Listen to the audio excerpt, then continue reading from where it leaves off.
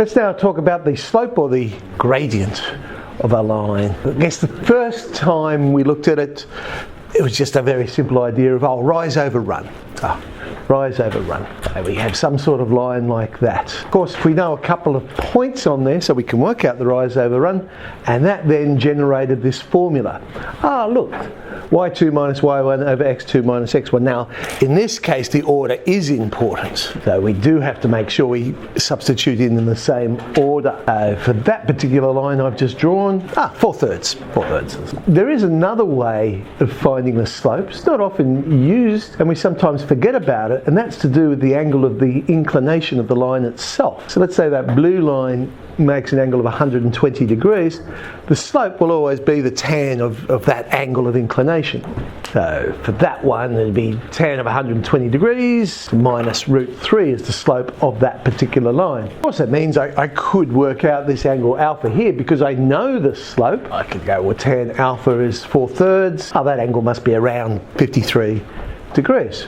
Some key ideas then when we're looking at lines and what have you. Two lines are parallel if and only if they have the same slope.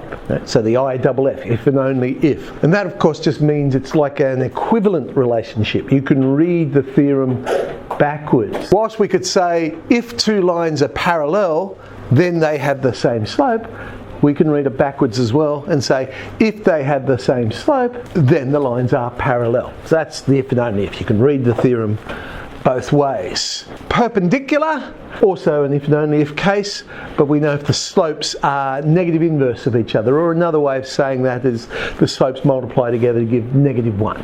So A, B, C and D are these four particular points. We just don't know the x value of the last points. We want to find what that x value would be such that AB is parallel to CD. Let's find the slope of those two lines. AB we can work out, it's 2. CD we end up with A in there because we don't know what A is. So 2 over A minus 3. If they're parallel, then the slopes will be equal. That's what our theorem is basically saying. And when you are doing this sort of solution, explain why you're doing what you're doing. So with this one, I would be writing down what my if-then statement is. This is what I'm attempting to do. 2 equals 2 on A minus 3. This is why I'm setting them to be equal. And then I go and solve that. So A would be 4. If they were perpendicular, then the statement I'd write down, well, if they are perpendicular, then I know those slopes multiply together to give -1. And I'd go and solve that. So make sure you explain your solutions. Don't just put random numbers down and expect people to understand what you're doing. Explain why you're doing things. We've got 3 vertices of a parallel given to us. We want to find the 4th vertex. There's lots of ways you can do it.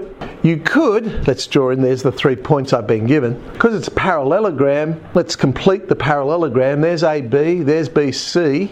I know D's got to be down there because of the way they've named the parallelogram. Remember, you name it in cyclic order. So D must be down there. Now, I could find the slope of AB, which means it'll be the same as the slope of CD. I could find the equation of that line. I could similarly find the equation of AD and then find the point of intersection. A lot of work, and as I say, a waste of time. We're better to just use what we know about slope. But for this one, I could say, well, how do I get from B to A? Well, I'm going to go across 3 and down 5. Well, if they're parallel, I've got to do exactly the same thing to go from C to D. So to go from C to D, I must have gone across 3 and down 5. I can work out x, y then quite easily. Well, I've gone across 3 down 5. There's my point, -10. So don't always rely on the algebra. Don't always rely on the formulas.